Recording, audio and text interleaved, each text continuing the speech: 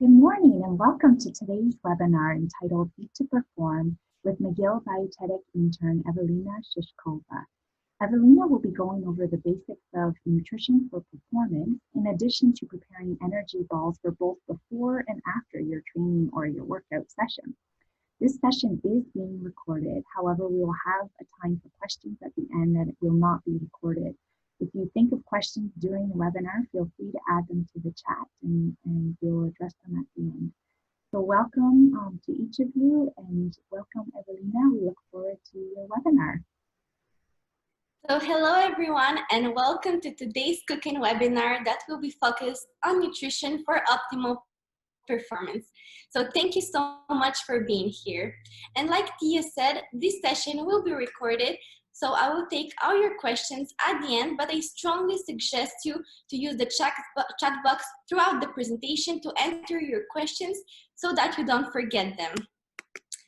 So to dig in, I would first like to ask you, what do you think about this sentence? Nutrition strategies can be used to enhance athletic performance in sports. Do you think that's true or false? So you can use the poll on the side to answer your question. So I will use this poll throughout the presentation. So don't be shy. Perfect. So the answer to these questions might be a little obvious given the topic of this presentation. So most of you are right, it's true, and we will look deeper into that subject during this webinar. On that note, I would like to share with you a quote from a sports dietitian that I find very inspirational. So good nutrition won't make an average athlete elite, but poor nutrition will make an elite athlete average. So this is the game plan for today. I will start with a small crash course on nutrition to get you in the mood and to give you some basics. Then I will touch upon some daily eating habits before I jump into the specific strategies athletes like you can use to achieve the best of yourselves. So I will share with you some tips on what to put on your plate before and after your practice, and I will show you how to make some goodies that you can enjoy as pre and post-workout snacks. And please be attentive as I have prepared a few questions at the end to make sure that you understood the basics. So just to get started, I want to show you what our bodies are made of. So the human body is composed of water, which is the biggest part, even though you can't really tell by looking, as we all look pretty solid. So the next portion of us is protein, and this is not only in our muscles, but really throughout our bodies, as proteins do most of the work in our cells. Another portion of our bodies is fat. 4 to 6% of our bodies is minerals, like the calcium in our bones. And 1% is carbohydrates, which is either being consumed for energy or sitting around and waiting to be used for energy. So people are not very different. We do differ in some percentages, but overall, our bodies are composed of the same molecules. Our bodies are constantly using some of the products of the food that we eat for energy and to replace the products that our bodies discard. And so all these proteins, minerals, carbohydrates that makes us come from the food that we eat. So we are literally what we eat, as you probably have already heard before. So this brings us to the 6 major groups of nutrients essential for life. The first and most voluminous of them all is water. In our bodies, water is used as a solvent and a lubricant, and is also involved in the transport and of nutrients and temperature regulation. Then we have the macronutrients. Macro because we need them in big quantities. So the second nutrient, which is protein, helps us to build and repair muscles and other tissues, and is also part of the antibodies and enzymes in our body. So protein can be found in various foods, including meat and alternatives such as legumes, milk and alternatives, grain products, as well as nuts and seeds. So the third nutrient is fat, which the body uses for energy and vitamin storage, insulation, as well as organ protection. Some good sources of fat include avocados, fish, nuts and seeds, as well as oils. So the other macronutrient is carbohydrates. And as you saw, we have a very limited storage for it in our body. The main reason why we consume carbs is because it's the main source of energy. Some food sources of carbohydrate includes breads, grains, legumes like beans and lentils, as well as fruits and vegetables. Then we have the micronutrients, micro because we need them in small quantities, but even though our body needs them in such tiny amounts, they're very important as they perform hundreds of roles in our body. So vitamins facilitate the use of other nutrients and they're involved in growth and hormone production, while minerals help build bones and teeth. They are also involved in muscle function as well as in our nervous system activity. So we can find different micronutrients in different food sources. So the best way to ensure that we have enough of each micronutrient is to eat a wide variety of fresh foods. So now that we've touched upon the different fuels our body uses, we can start talking about fueling for optimal performance. And I really wanted to show you this pyramid, and I hope that you'll take a mental screenshot as those are the building blocks of your performance. I want to point out that the base of the pyramid refers to your daily eating habits, which is really the foundation of the pyramid. So it is important to start with a good basic diet. The second layer of the pyramid contains sport-specific foods and fluids, which are important before, during, and after a training or competition sessions. And this gives the athlete just that little bit extra for an optimal performance. And the last tiny bit of the pyramid refers to dietary supplements.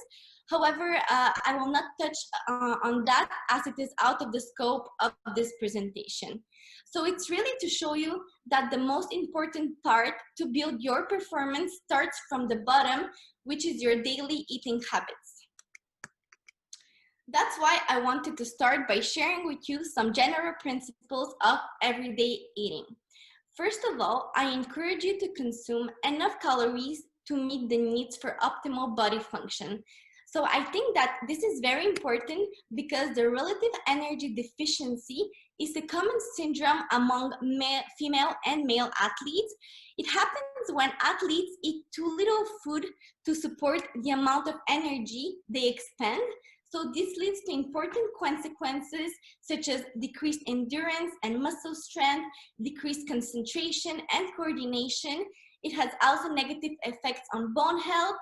It may lead to psychological problems and depression, and really the list goes on and on.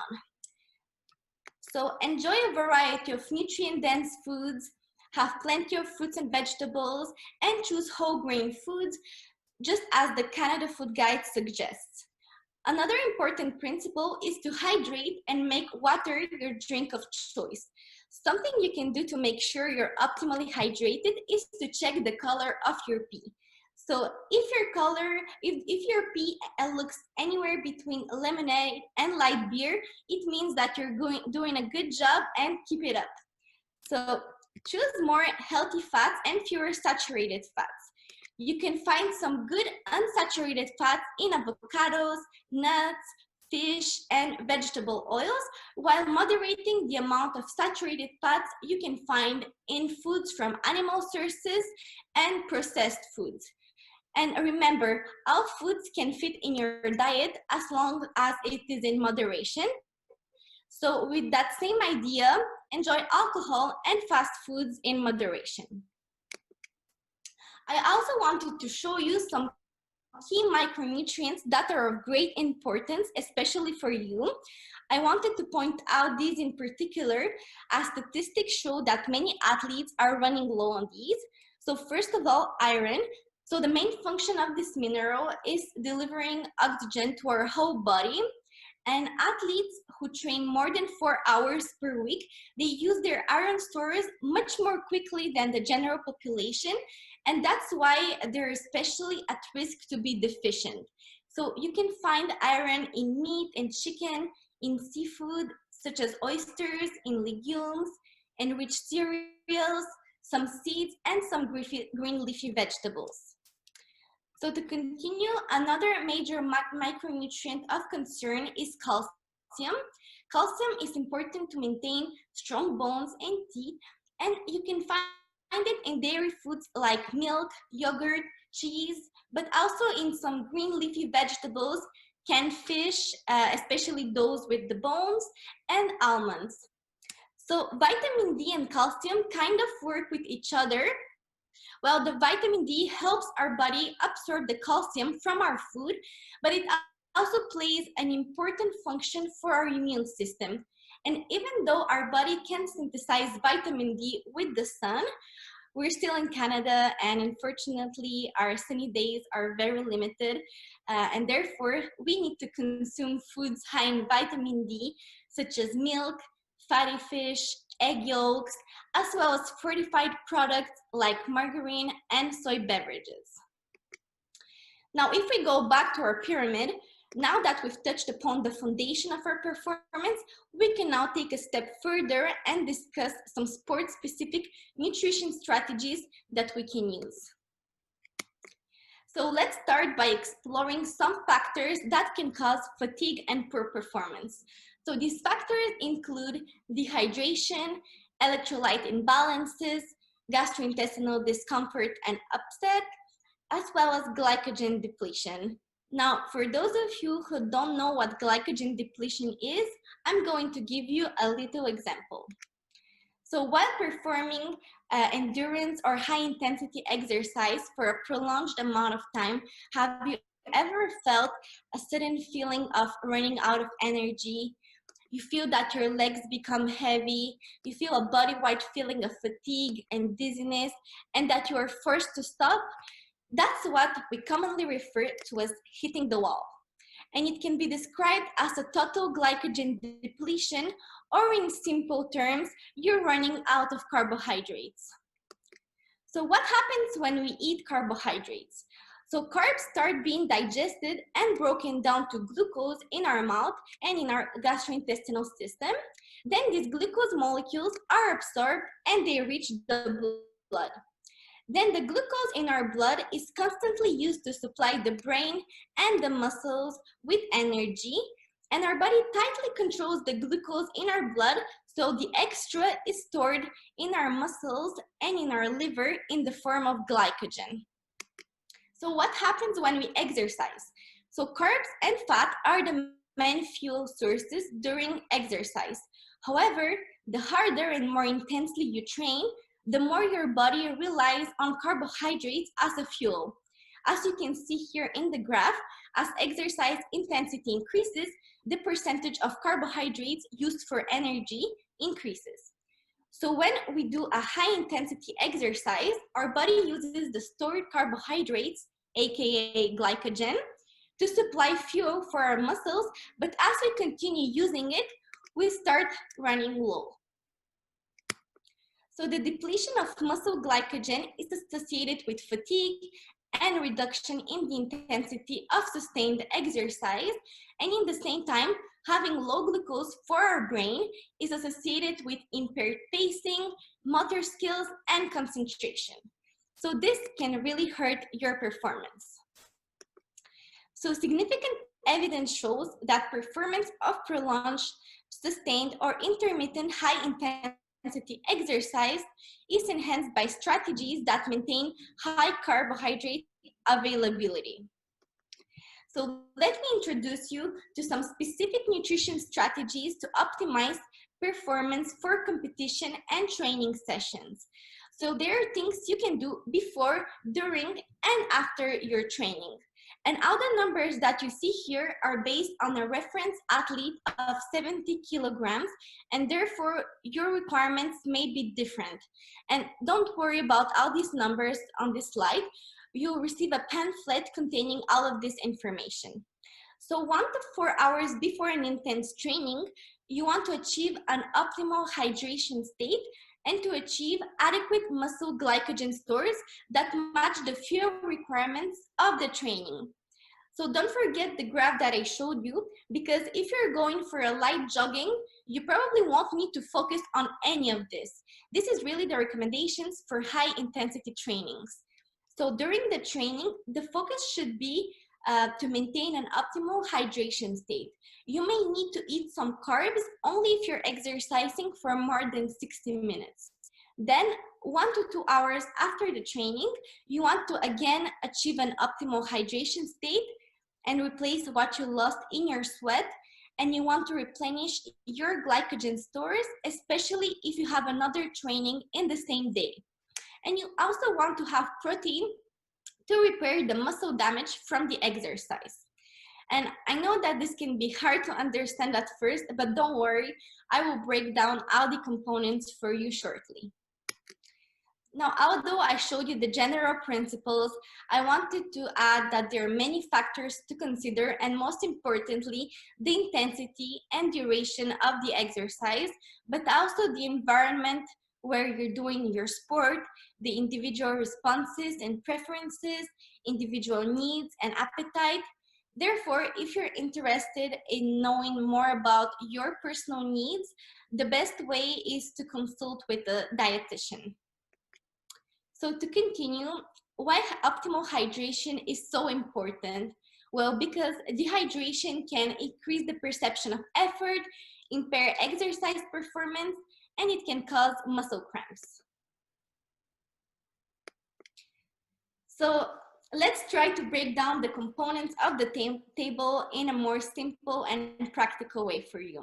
So let's say we have a very intense 2-hour practice scheduled at 6 p.m. and it's currently 2 p.m. So 3 to 4 hours before the exercise, you want to have a meal in order to have the time to digest it before your practice to avoid any gastrointestinal discomfort.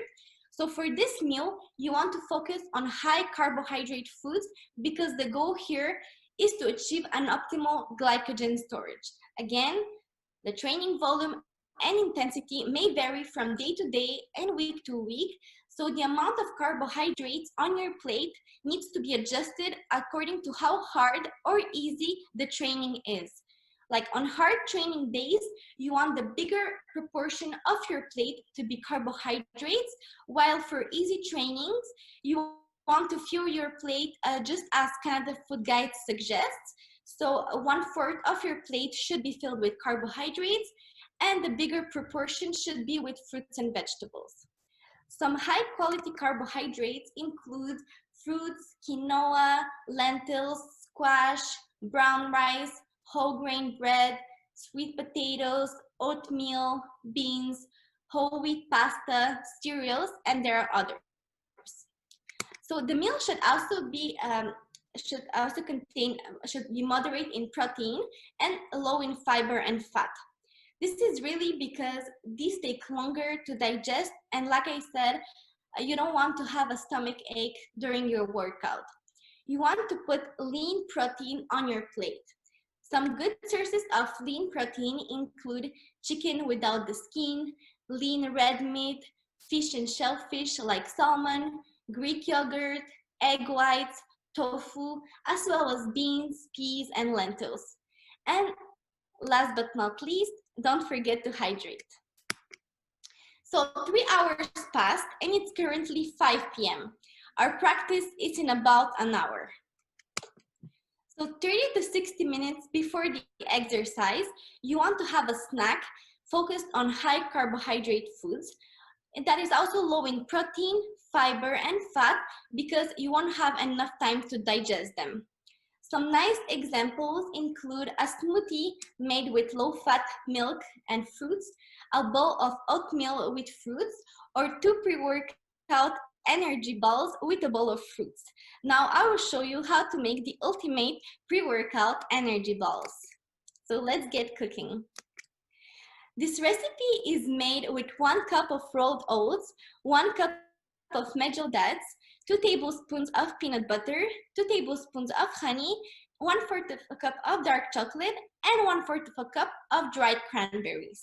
So I chose to show you this recipe because it's really easy and quick to make, and I know that you have a very busy schedule with all your courses and your practices.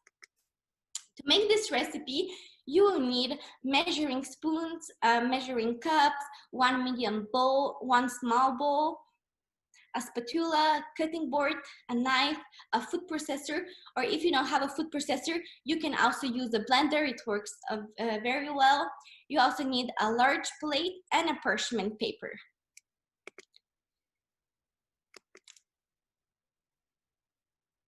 So first, we're gonna start by measuring 1 cup of rolled oats. So I use the quick oats, but you can also use the old-fashioned ones as we're going to blenderize them at the end. Then we need 1 cup of meadow dates. So if your dates are not very soft, you want to soak them in a bowl of hot water for about 30 minutes. It will really soften the dates.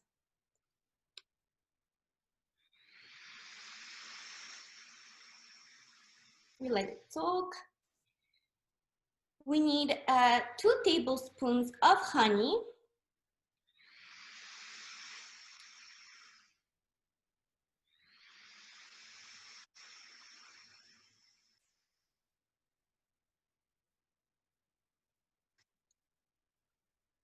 And now we're gonna measure 2 tablespoons of peanut butter. And I usually use the creamy peanut butter.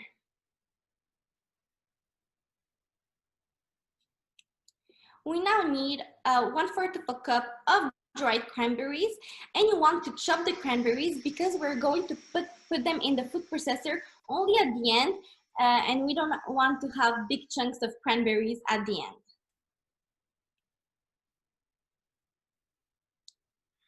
Then we need 1/4 of a cup of dark chocolate, and the same goes for the chocolate. We want to chop it first because we'll put it in the blender only at the end.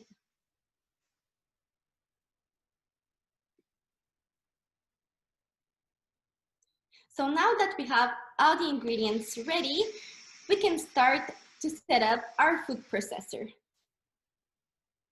So you take the dates, you drain the water, and you put them in. You then add the oats. You add the peanut butter.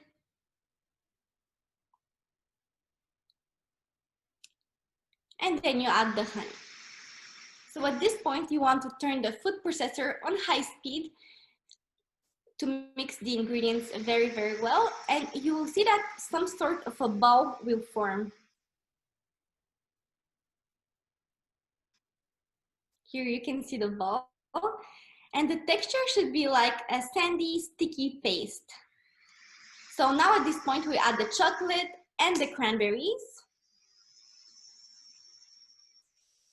And at this point, we usually just use the pulse button to mix the 2 ingredients with the rest. And again, you'll see that some sort of a ball forms. And it really means that you achieve the perfect textures.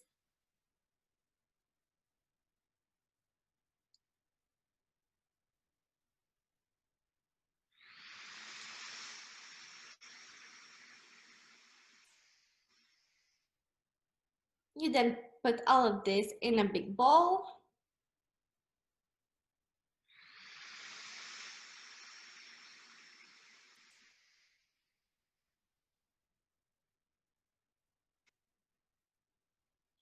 You can see that the texture really resembles a dough.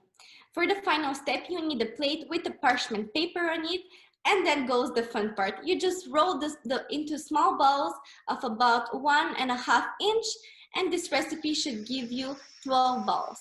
At the end, you put your goodies in the freezer for 1 hour. So this is the final result. So now I would like to share with you the nutrition facts of this recipe. So one bowl of about 30 grams contains 130 calories. It has 24 grams of carbohydrates and 2 grams of protein. But don't forget, they're not called pre-workout energy balls for nothing.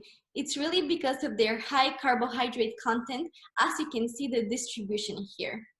And as I mentioned, we want our pre-workout snack to be high in carbohydrates in order to achieve optimal stores of carbohydrates in our body. And the snack should also be low in protein and fat to avoid any gastrointestinal discomfort. Okay, so it's already 6 p.m. and it's time for our practice. So during our practice, the thing you should focus the most is hydration. You need about 500 to 800 milliliters of water for every hour of exercise. And instead of chugging it all at once, well, maybe you can take small sips throughout your workout. So for those of you who are wondering if you need to drink a sports drink, well, maybe you may benefit from it if you exercise for more than 1 hour and you perform intense exercise, or if you sweat a lot and exercise in hot environments, and especially if you have salty sweat, because it means that you're losing electrolytes, and the sports drink will help you with that. And a little fun fact for you, research shows that when we are doing exercise in the heat, cold beverages may help lower our body temperature and help improve our performance. So that's another thing you can try to see if it works for you. So should you have some carbohydrates during your practice? Well, it depends on the exercise. If you're doing a brief exercise of less than 45 minutes, well, you don't need any. If you're doing a sustained high-intensity exercise of about 45 to 75 minutes, you need only small amounts, including a mouth rinse. Now, you're probably wondering what will be the benefit if you just rinse your mouth with a solution that contains carbohydrates. But a growing number of studies are showing that the frequent contact of carbohydrates with the mouth and oral cavity can stimulate parts of the brain and central nervous system to enhance perceptions of well-being, which may lead to increased performance. Now, if you're doing 1 to 2.5 hours of endurance exercise, including stop and start sports, well, you might benefit from 30 to 60 grams of carbohydrates every hour. So if your exercise is intense and long, choose easily digested carbohydrate-rich foods such as bananas, sports drinks, and gels, and take small bites to avoid upsetting your stomach. So it's now 8 p.m. and our practice is done. So what should you do after your training or your game? The answer is the 5 R's. Firstly, rest and relax. Rehydrate with fluids. So keep drinking after your practice to replace the fluid that you've lost, and don't forget to check the color of your pee. So replace carbohydrates. So the harder your game or practice, the more carbs you have burned and the more carbs you need to replace it. So this is especially important if you have another practice soon, because you don't want to start the next training with depleted glycogen source. So repair with protein. Eating high protein foods will help you to repair your muscles that have been damaged during the exercise. And lastly, rejuvenate with antioxidants. So you might be wondering, what are antioxidants and why do we need them after our training? Well, as you're doing exercise, the physical stress of the exercise itself produces what's called free radicals. So these free radicals, they love to damage your body through oxidation. So we want to eat antioxidant-rich foods because these antioxidants, as their name suggests, they work against these oxidative molecules that want to damage your body. So you can find a lot of antioxidants in brightly colored vegetables and fruits. So the first 60 minutes after an intense exercise, is a window of opportunity to replenish your glycogen stores as the resynthesis rate is very high. So studies have shown that a combination of carbohydrate and protein is superior to carbohydrates alone at stimulating the glycogen synthesis. And studies have also shown that consuming 50 to 100 grams of protein during the recovery period leads to accelerated recovery of the static force and dynamic production during the muscle soreness period. In other words, providing your body with protein right after your training will help your muscles recover and repair faster. With all of this in mind, within 30 minutes after an intense exercise, we want to have a snack rich in high-quality carbohydrates and protein. Again, rehydrate with about 1.5 liters of water for every kilogram lost if you're used to weighing yourself before and after your trainings, but if not, you can use the P method.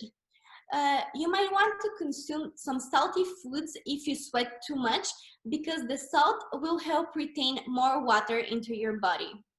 Some nice post-workout snacks include yogurt with fruits and granola, peanut butter on a whole wheat toast with a banana, or a glass of low-fat milk with 2 post-workout recovery balls. And get ready because I'm about to show you how to make the ultimate post-workout snack recipe. So for this second recipe, we'll use the exact same 4 basic ingredients in the same quantities as the first recipe. So the rolled oats, the medjool dates, the peanut butter, and the honey. However, instead of adding the dried fruits and the chocolate, we are going to add some protein-rich nuts and seeds. For this recipe, we will add almonds, pumpkin seeds, milk powder, and hemp seeds. So the recipe uses the exact same quantity of our 4 basic ingredients, so I won't show you how to measure them again. And now, assuming that we have our 4 basic ingredients ready, we start by measuring the add-ins. So we need 1/4 of a cup of milk powder. Then we need 1/4 of a cup of pumpkin seeds. We need 2 tablespoons of hemp seeds.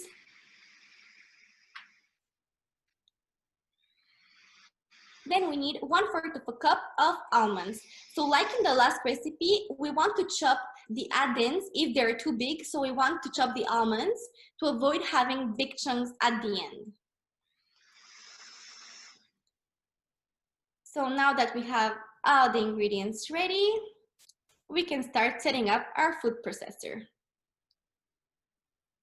So once again, you'd first drain the water and you add the dates. You add the oats. You add the peanut butter.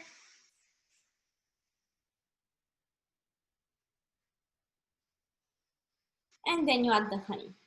And for this recipe, at this point, you also want to add the milk powder because you want it to mix very well with the rest of the ingredients.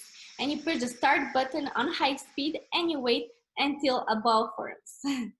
So you can see the ball.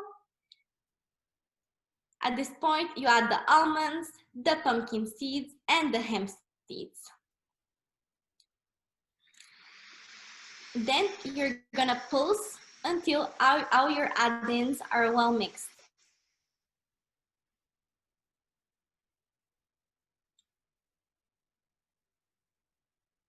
And once again, you want to achieve a sandy, sticky dough texture.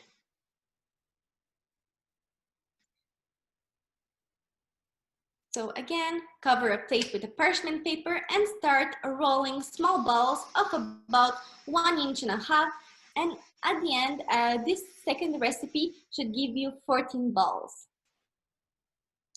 You put it in the freezer.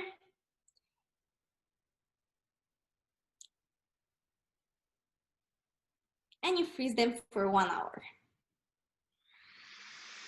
So here you can see the final result.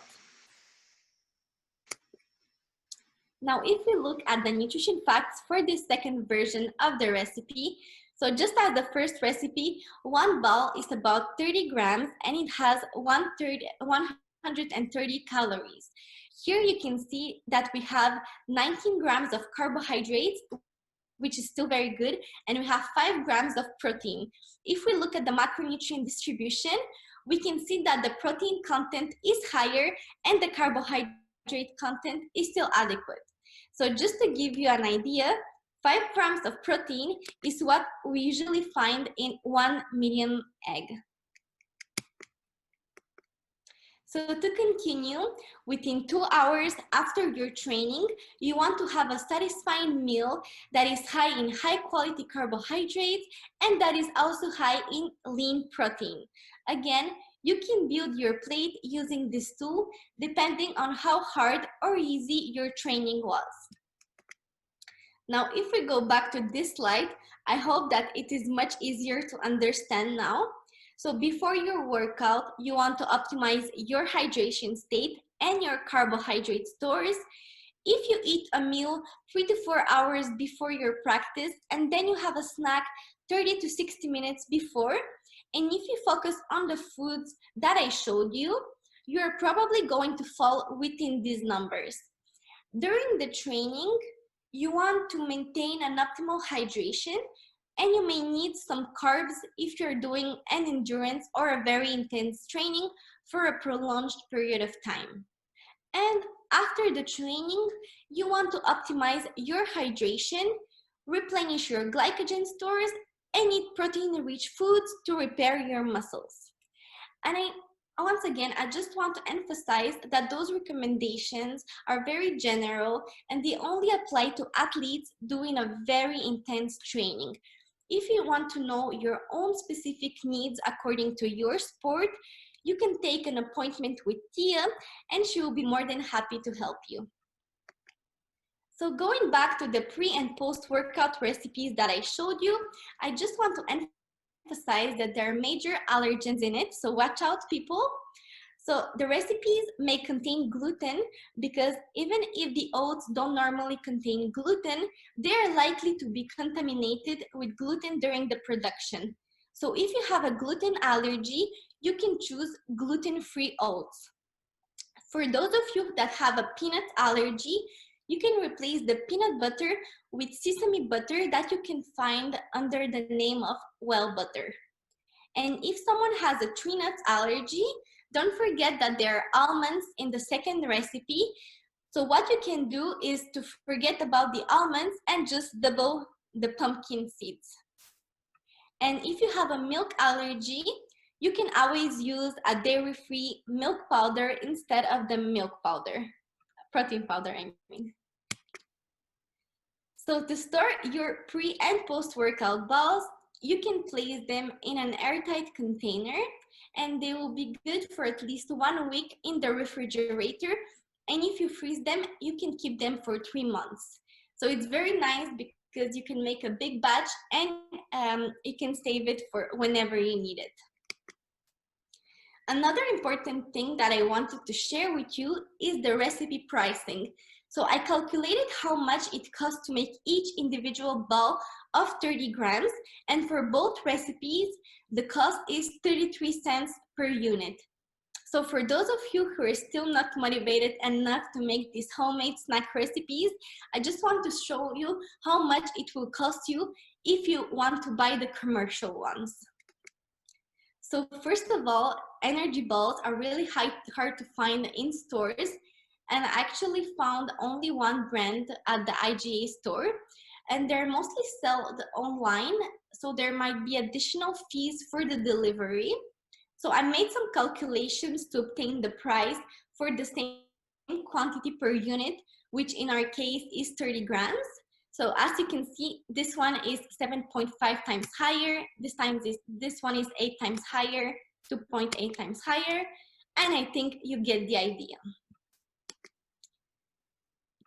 So now, if you're still hesitating about whether you want to make the recipes at home or not, I just want to show you that you can add your own touch and personalize the snack to your own taste. So the balls are very sticky, so you can roll them in whatever you like as long as it is in small pieces. So just to give you some examples that I made, you can use coconut flakes, you can use chocolate, you can use hemp seeds, you can use almonds, you can also use walnuts, and for real, you can top it with whatever you like.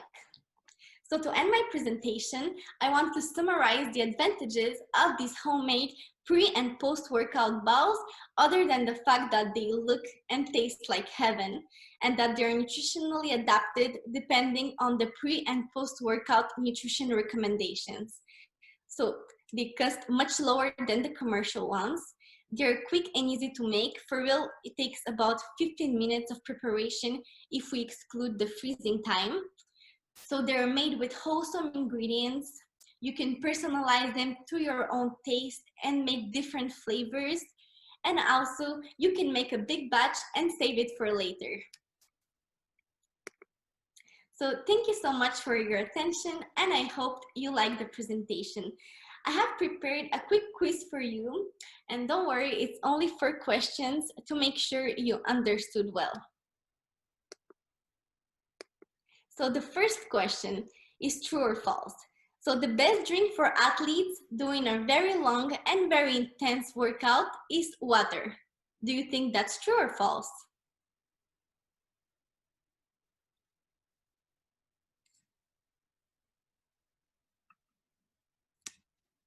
So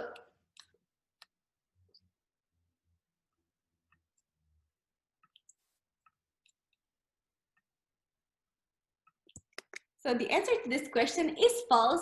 As I mentioned in the presentation, if you're doing a very long and very intense workout, you're probably going to sweat a lot, which means that you'll be losing a lot of electrolytes. And the best way to replenish your electrolytes will be by drinking a sports drink, because it will give you all those minerals that you lost in your sweat, and it will keep you hydrated. So the second question, which one of these foods is a high quality carbohydrate that you can include in your pre and post workout meals? A, eggs, B, almonds, C, white bread, or D, whole grain pasta?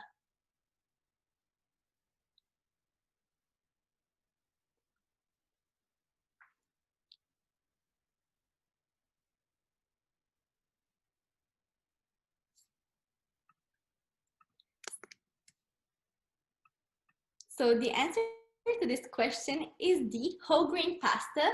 So white bread is also a carbohydrate source. However, the question here asks for the high quality carbohydrate. So really, the whole grain sources of carbohydrates are of higher quality because they contain more minerals, vitamins, and fiber compared to the refined carbohydrates like the normal white bread or white pasta. The third question is also a true or false question. So in a few minutes, you're going for a light 20 minutes jog around the block. It's the right time to consume a high carbohydrate snack if you want to improve your performance. Do you think that's true or false? And pay attention because this one is a little tricky.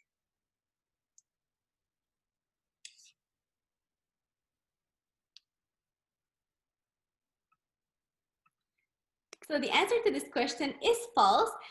And that is because if you're only going to do a light intensity exercise, remember the graph that I showed you. When you're doing a lower intensity exercise for a short amount of time, your body may rely more on fat as a fuel, and you don't risk of running out of carbohydrates. So there is no point of increasing the carbohydrate intake before this light and short exercise. Remember that the strategies that I showed you are really for high intensity prolonged trainings. So the fourth and last question is, which one of these foods is a lean protein that you can include in your pre and post-workout meals?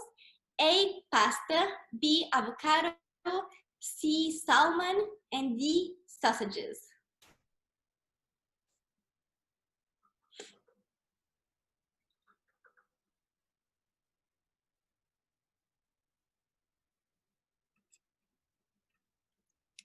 So the answer to this question is C. Oops, C, salmon.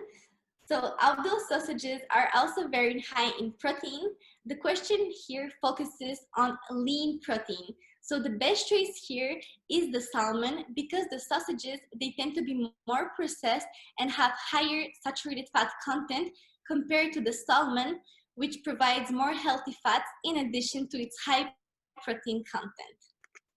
So thank you again for your attention.